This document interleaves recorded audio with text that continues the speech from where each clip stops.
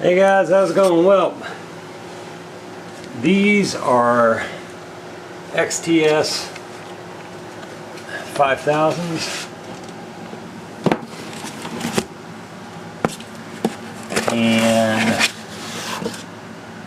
I was very happy to get these. Come with the installation CD. I'm sorry, comes with a user guide. There's a user guide on CD.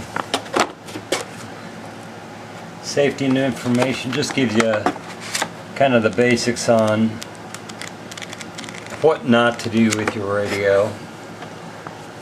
And as you can tell, it's in a lot of different languages, so I think this is some battery information. And then of course you have your owner's manual.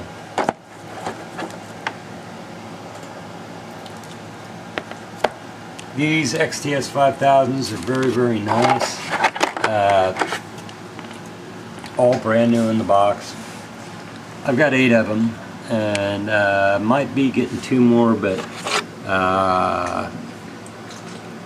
shot a couple back, and I'm pretty much just figuring I'm happy to get the ones I got for right now. If the guy wants to let go of the 2 that he has, he knows how to get a hold of me. But got a good deal on them. They're very nice radios. Come with side contact dust cover, channel knob, very beautiful. Really nice units. I'm going to be selling these. Don't know exactly when. I've got a lot of units coming in. I've got a lot of units going out. By the way, I do want to thank AC2A for the assist on some more. Well, he got me, I don't know if I have the box right here handy or not. I tried to yeah, dude. Yeah. He was nice enough to send me a couple stubbies. Moto Turbos and VHF. These will be good on these. XTS 5000. It's funny that the reception and the signal pull on a Moto Turbo unit or on a Moto Turbo antenna, people seem to, I don't know, have some sort of stigma or are confused about Motorola Moto Turbo antennas. Motorola Moto Turbo antennas, thank you so much, Tony. I really appreciate it. That was so nice of you. And I've got, those are going to go on. I've got a lot of units that I do have listed, and I am going to list. People have been wondering about XTS 2500s, 1500s. There's a lot of 1500s hitting the market right now. I do like 3000s, 1500s. Nah, you know, I mean, they're very good units. I'm not gonna turn my nose up at one. They're very good units. They are in the same family as the XTS 5000. So that said, they run off of the same program, and they're very much the same type of animal as the XTS 5000 units. But Moto Turbo antennas, as opposed to just the standard whip antenna on UHF, Moto Turbo antennas are very robust antennas. They're made well. They do have some restrictions, such as, although I believe you can get Moto Turbos with wide bands. Oh, here, hang on. Oh, the antenna or the batteries that I've got, I'm selling on eBay, and they're selling well. I'll People are very, very happy with them. When I get them, they're nowhere near this capacity. But what's really nice about those ACT chargers, conditioning chargers, is they will resurrect just about any battery, and they will bring it up to a very respectable level. And believe me, the standard NiCads get about 1500 milliamp, and on these you get 37, 36, 37, 32, 32 and above. I'll just play it safe and go with that. When it comes to belt clips or 5000s, don't buy any kind of generic belt clip, and don't buy any generic battery. If you buy a generic battery, you're going to have problems. These teeth won't line up quite right that engage in the back on the chassis of the radio. They're not going to line up right. They're not made nearly as well as a Motorola battery. They crack. They split. They split at the rails up here. And the same thing goes with generic belt clips. Motorola does make a lightweight belt clip. Don't get it. Those belt clips are not good belt clips. These are. I do have a VHF that my buddy Co, I'm going to send that off to him, and that's, I believe, already sold. I'm going to hate to see that one go. It's the first VHF that I've ever let go, but at the same time, I've got 3 VHF units in 5000s, and I've got VHF 3000s. And after using the 3000s, these are just really, really nice radios. These have the RAM processor in them. The firmware needs to be bumped up to 12. I'm not going up to 17, and I'm never going to program another radio unless I absolutely have to with version 17. 17 version firmware, not firmware, but CPS is a nightmare. And like I said, I don't care who you are, that CPS, some people say I've used it, I've programmed radios with it, I've never had a problem. Well, I've programmed a lot of radios as well, and I've got a very limited knowledge of, as opposed to a lot of people who do this, who are very, very hardcore. Sometimes I'll go out on a limb and say programming geeks, you know, but those programming geeks have a wealth of knowledge, and some of them do it professionally. So I've got great respect for those in the know about programming. I've got a lot to learn about programming. I learn more every time that I get into the CPS. I learn something new. So, you know, I mean, as far as being a Rhodes Scholar when it comes to CPS, a lot of people say, you know, you seem to know what you're talking about.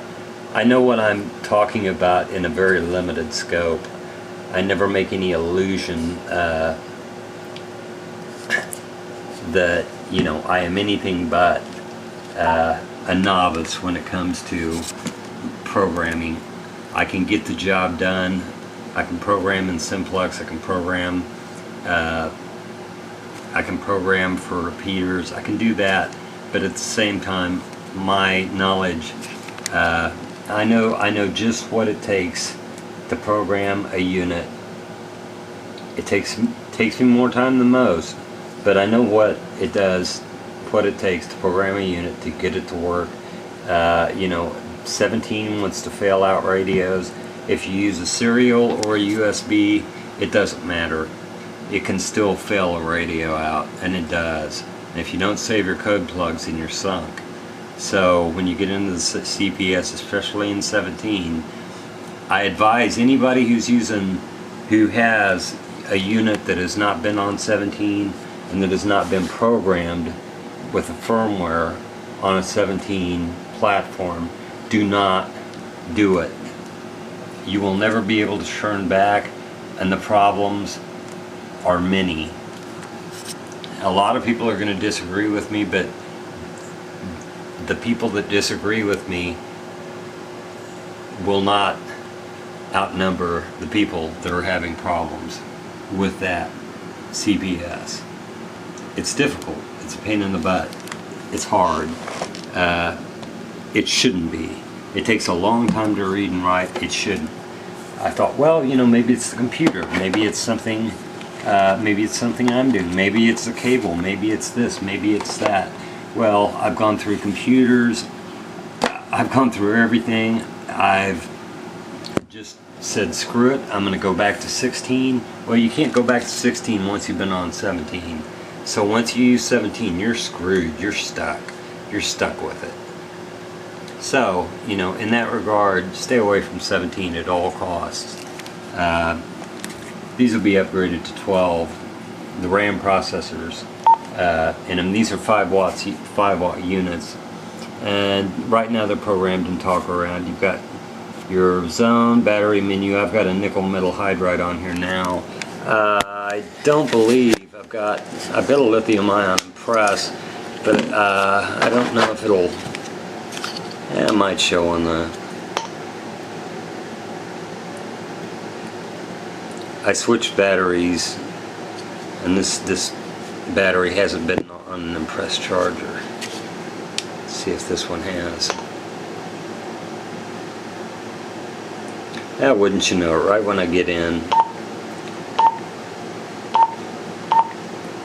Well, anyway, these are really, really good units, and they'll be very nice sellers.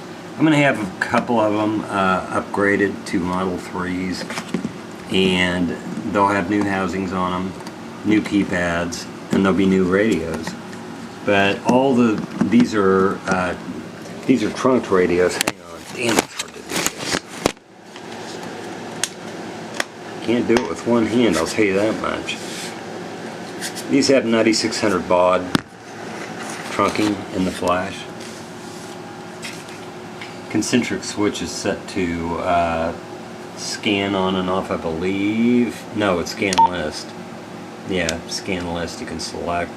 You can go through the menus. Top is for light. Middle, talk around direct, I believe. Yeah, and then you've got your scan on and off. So these are very good units. Nuisance deletes right here. You've got your keypad lock. A is blank, B is keypad lock or scanless program, C is keypad lock. I do have about, I don't know. I thought I had 30, but I guess I have 20 coming in. Mics, remote speaker mics. They'll be very good. They'll work on both the XTS5000 and 2500. I do have a 2500 coming in that should be a very nice one. It's a Model 1, but it's an 800 megahertz, and I'm getting another 800 megahertz in. It's a Model 3 in an XTS5000. That one will be sold. As soon as it gets in. I'm going to list that immediately. I don't really care for 800 megahertz. VHF is very good, especially if you've got a wideband on it. Signal pull is just incredible. But that said, 800 megahertz, I don't mess with that much, so I really don't have any use to keep them around. Q splits, they're very, very good, but in my area, if you're wanting to scan, I mean, for talk around they're great, but in my area there's just not a lot, and I don't listen to radios, which is really odd, but people ask me all the time, about scanning and listening, and really radios, they kind of give me a headache, and I know that's hard for some people to understand, but listening to a lot of that crap and traffic kind of gives me a headache, and I'm really not into I'm not really into that side of things. It's not because it's not because I've got something against it. It's just that I'm just not really into listening to other people talk on the radio. If there's a fire or something, and if it's near my house, then it's, well, do I know the person? Is the guy all right? That's about the only thing I really want to hear. But as you can tell, these are so crystal clear. Very, very good.